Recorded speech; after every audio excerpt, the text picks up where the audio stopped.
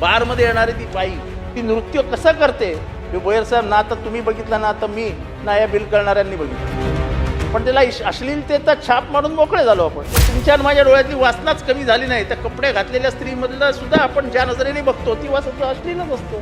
अध्यक्ष महोदय, या बिलावर बोलताना prohibition of obscene dance in hotels, ऑब्सीनचा अर्थ हा ऑक्सफर्डच्या डिक्शनरीमध्ये फार वेगळा आहे आणि असे डान्सेस कधीच परमिट करता कामा नये. अश्लील या शब्दाचा गांभीर्यपूर्वक विचार करून या बिलात आणायला हवं. कुठलीही स्त्री आपल्या देहांगाचे प्रदर्शन करून नृत्य करण्यास तयार होणार नाही. उत्तर आहे, तिलाही सामाजिक भान असतं. या बिलामध्ये आपल्या इंट्रोडक्शन मध्ये स्त्रीचाच अपमान करण्यात आलेला आहे. त्यामुळे मला वाटतं की हे बिल आणलंय कशासाठी, हे बिल आणलंय कशाला? मुंबई नजरेसमोर ठेवून आपण बिल आणतो का? मग तमाशाचं काय करायचं? तमाशा ही आपली लोककला आहे, आपण त्याच्यावर कधी बोलतो का? त्या बारमध्ये काम करणारी माझी गरीब बहीण ही परिस्थितीनुसार तिथे जाते, तिच्यावर आलेली परिस्थिती कारणीभूत असते. तिच्या पोटाचा आपण कधी विचार करणार आहोत की नाही? तिच्या मुलाबाळांचा आपण विचार करणार आहोत की नाही? तिच्या बेरोजगार नवऱ्याचा आपण विचार करणार आहोत की नाही? अश्लीलतेचं आपण, आणि हे लायसन्स राज आहे, लायसन्स मिळणारच नाही का? लाइसेंस मिलना है, सिर्फ एक का भाव 2 रुपया होने वाला है, सिर्फ पुलिस स्टेशन का रेट बढ़ने वाला है. आपण असं म्हणणार आहात की जर असं काही वेगळं आम्हाला सापडलं तर सिनियर इन्स्पेक्टर सस्पेंड होईल, असं काय होणार आहे का? नाही होणार आहे. सगळं तसंच चालणार आहे. व्यवस्थेमध्ये काय बदल होणार आहे का? नाही होणार आहे. मग हे का करतो आपण? मग का करतो? सुप्रीम कोर्टाचे डायरेक्टिव्ह आहेत.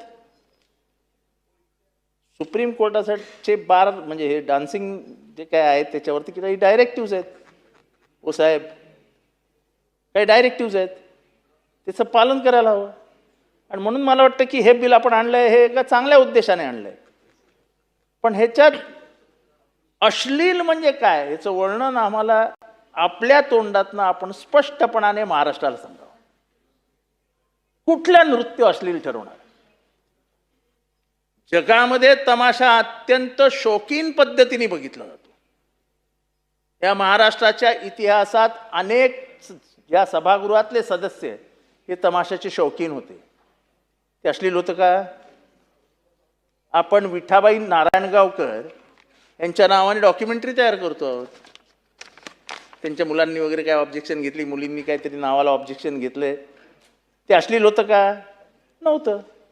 अश्लील काय हे तुमच्या आणि माझ्या डोळ्यावर आहे. तुमच्या आणि माझ्या डोळ्यातली वासना कमी झाली की अश्लीलता कमी होते. तर तुमच्या आणि माझ्या डोळ्यातली वासनाच कमी झाली नाही. त्या कपडे घातलेल्या स्त्रीमधलं सुद्धा आपण ज्या नजरेने बघतो ती वासना अश्लीलच असतं. त्यामुळे मंत्री महोदय, आपण ही स्पष्टता या बिलात आणावी की अश्लील म्हणजे या सरकारला नेमकं म्हणायचंय काय? रात्री आपल्या पोराबाळांना सोडून स्वयंपाक करून बारमध्ये येणारी ती बाई ती नृत्य कसं करते हे बोयर साहेब ना आता तुम्ही बघितलं ना आता मी ना या बिल करणाऱ्यांनी बघितलं, पण त्याला अश्लीलतेचा छाप मारून मोकळे झालो आपण.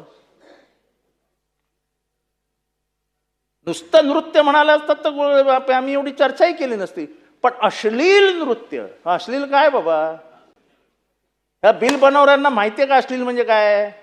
What do you mean by obscene dance?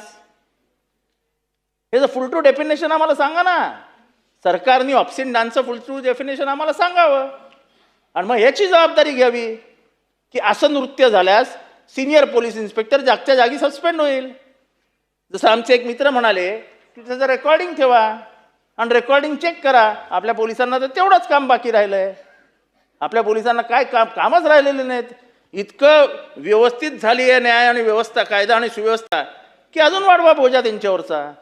अहो, दिवसा ढवळ्या होणाऱ्या बलात्कार थांबू शकत नाही आपण. पोरींची होणारी छेडखानी थांबू शकत नाही आपण. टिंगलटवाळी सांगू शकत नाही आपण. आपण नको तिथे कशाला हात घालतोय. तेव्हा मला वाटतं की हे बिल हे फक्त हायर मॉरॅलिटी सेट करण्यासाठी आणलेलं बिल आहे. हे हायर मॉरॅलिटीच्या नादात सरकार एका वर्गाला समाज व्यवस्थेतनं बाहेर काढण्याचं काम करते.